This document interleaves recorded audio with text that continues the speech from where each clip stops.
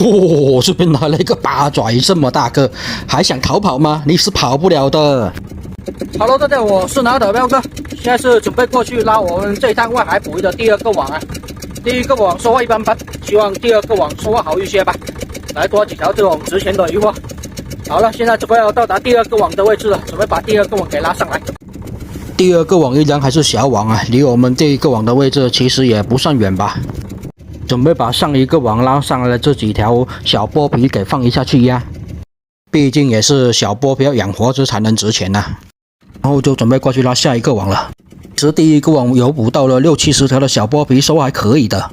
即使没有特别值钱的鱼货，其实也算是挺丰收的了。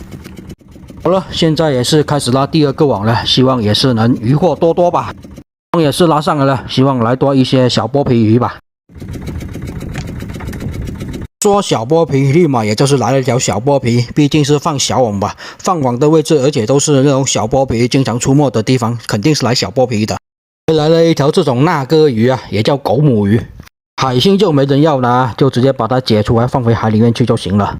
这一个网放的位置也是这种海花比较多的地方，所以应该小剥皮会多一些的。如果是到了有泥猛鱼的季节，这种海花比较多的地方也会有很多泥猛鱼出没。一拉上来也都是成群的泥猛鱼过来，这个就要等到天气比较冷的时候才会有的。所以目前为止也都是以捕这种小剥皮为主，毕竟现在的小剥皮价格还算是挺高的。你看一拉上来也都是小剥皮过来呀，现在的小剥皮至少一斤都要60块钱，好卖的时候还可以65呢。这才拉了一张网啊，上来的小剥皮也是挺多的。你看一拉上来都是两三条一起来的，还是可以的。再捕几天的鱼之后，小剥皮的价格也就会降下来了。就是放在这种海花比较多的地方啊，所以拉上来这种海花是又多又大数。你看小剥皮都咬在海花这边了的，就是喜欢外海这种捕鱼的感觉，能连续的来鱼货，而且都是没有断过的这一种，不像是近海啊，拉上来一条鱼货要等很久，这边拉上来都是两三条的。所以如果真的想赚钱，还是要多跑外海的好。近海捕获的鱼货就是太靠运气了，虽然有值钱的大黄鱼啊，但是还是太靠运气的了。再来2条小剥皮鱼啊，这个位置的小剥皮好像要比上一个网的那个位置要好哦。其实即使小剥皮降价也降不到哪里去啊，最低也要50几块钱吧。去年的时候差不多开海几天之后，小剥皮也是有55块钱的呢。但是就是有一个特点啊，就是小剥皮一定要养活的，挂掉的小剥皮就不值钱了。现在的小剥皮虽然不是很大条啊，但是肥度绝对是够的。其实要大条的小剥皮，要等到冬天的时候，小剥皮才大条一些，因为那个时候的小剥皮数量也是比较少，所以那个时候捕到的小剥皮一般也都是冬天留下来的老剥皮底子，所以都是比较大条跟肥的。现在的小剥皮属于繁殖期刚过，所以就大条不到哪里去。最大条的小剥皮我也只见过8两左右的。来了一条泥猛鱼啊，也是这个网的第一条泥猛鱼。今天的泥猛鱼比较少，所以今天能捕到泥猛鱼其实也是属于运气比较好的。虽然是不怎么值钱，毕竟也是30到35之间。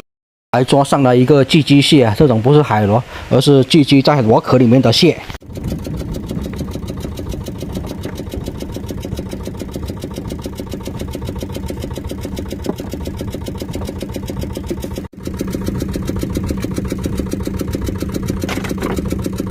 嘿，这里是来了一条海鲤鱼啊，今天海鲤鱼还是可以的。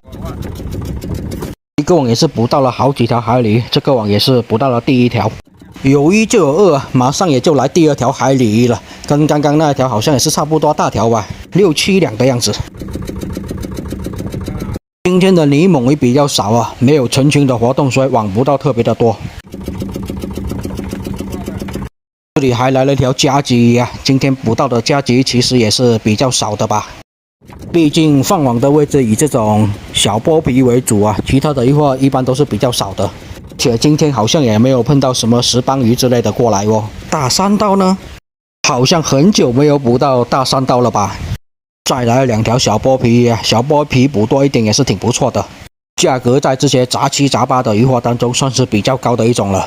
关键也是因为它的数量比较可观，所以我们放网的位置就选择在它的位置。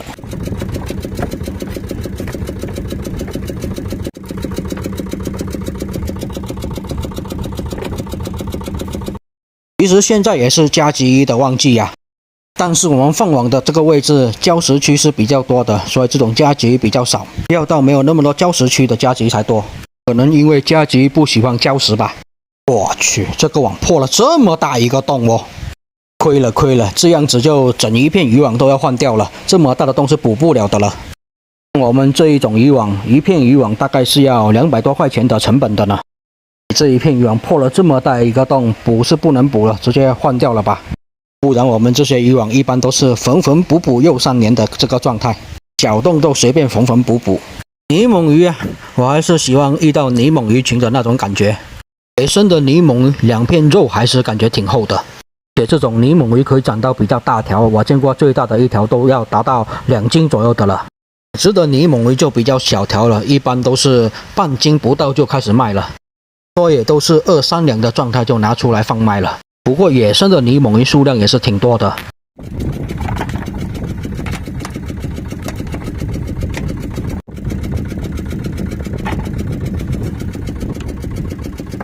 泥猛鱼啊，也叫臭肚鱼，所以它的肚子要杀干净，才不会有一股臭味。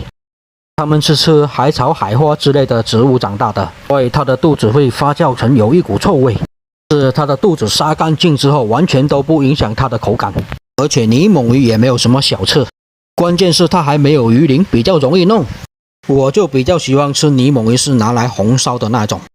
小剥皮拿来红烧，其实味道也是挺不错的，因为它的本身味道是比较偏淡一些。所以拿来红烧的话，会更容易的把它的鲜味给衬托出来，味道也就更好吃了。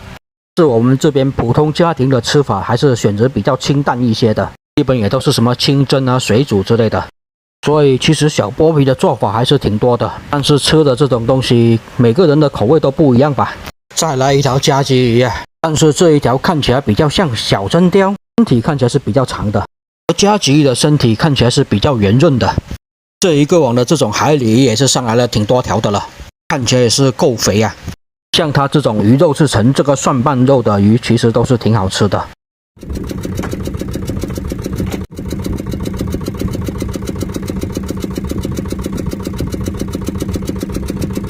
这个季节的加急还是挺圆润的啊，肚子全都是油。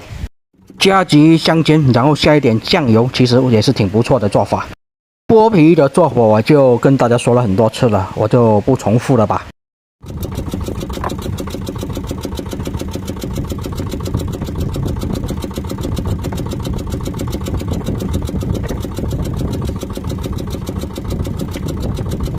这个网捕上来其实也都是以小剥皮鱼为主，就看这一次能不能捕到个5、60斤的小剥皮鱼了。现在的小剥皮鱼肚子看起来圆鼓鼓的，肯定也是挺肥的，一肚子都是油。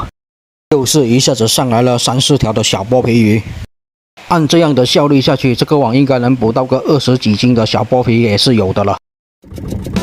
下站在人群中，看落地窗外的天空，听耳边熙熙攘攘的声音如风，我再也不能虏获你给的簇拥。当听见落日余晖笼罩的晚钟，慢慢苏醒了，不见你影踪。又是连续来了好几条小剥皮鱼啊，也全都是小剥皮鱼。这个季节也都是除了捕小剥皮，也不知道捕点啥好了。大货又是比较少的，所以我们的大网也是没有放下去，因为本身也没有什么大货，更别说大红帮了。你看这边又是连续来了3条一起的，肯定也是有这种的鱼群。所以什么季节捕什么样的鱼货还是非常重要的，只要认准了就努力的干下去就对了。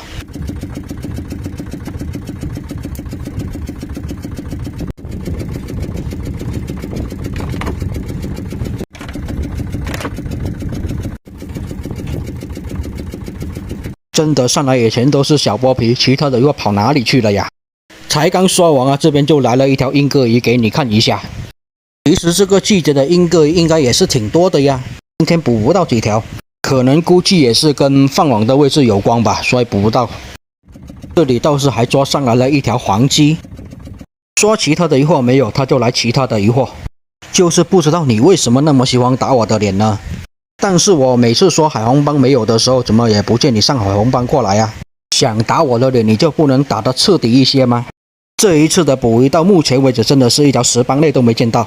那你下面是不是应该来一条海红帮给我打打脸的呢？要求不高啊，你就来一条差不多2斤左右的大红帮就行了吧。这样一个小小的要求你就满足我一下吧。这样回馈就是海红帮没有啊，小剥皮多给你几条而已。观赏鱼也可以给你，海红帮就是不想给你。猛鱼也给你，海红帮要就是没有。多想被你大力的打一下脸啊，但是你真的是好不给面子哦。哦，这边来了一个八爪鱼，这么大个，还想逃跑吗？你是跑不了的。连八爪鱼我都可以给你，但是你要海红帮真的是没门了。这个还是挺大个的哦。现在这一种八爪鱼一斤应该还有个40多块钱吧。感觉外海这边灯火照鱿鱼的渔船还是比较少的。灯火作业的渔船好像也都是在近海那边作业，特别是晚上作业的渔船，在外海这边也就是2、3艘而已了。这一条明显就是真鲷，而不是加级鱼了。连真鲷都过来了，真的就不能来一条海红帮吗？不过这一个季节的真鲷还是比较小条的，要等到天气冷了之后才大条一些。有就不错了吧，我们也不能嫌弃它呀。这一个网也是差不多接近尾声了，来多一些小剥皮就行。这样子的要求总不算高了吧？多一些小剥皮吧，我也就不嫌弃了，也算是这样子了。又一条小真鲷啊，这一条是真鲷，就不是加级了，身体是比较长的，而且背上也没有2条长刺，头部这边也是比较尖的，很容易就能分辨出来了。2种鱼虽然长得比较像啊，但是仔细一认还是认得出来的。好的，就这样子啊，这一个网也是拉完了，然后海里面就剩下一个小网了，拉上来之后也就准备返回去卖鱼了。第2个网也是拉完了，第2个网收获还好一些，上来的杂七杂八鱼货比较多，连剥皮也是比较多啊。虽然没有特别值钱的鱼货，但是上来的鱼货算是比较多的吧。然后现在准备过去拉第3个网啊，希望第3个网鱼货更好啊。好了，这个视频就先分享到这里吧，下一个网的视频下期再分享给大家看，也谢谢大家观看啊。我是脑岛彪哥，喜欢我视频的记得给我点点关注，谢谢大家。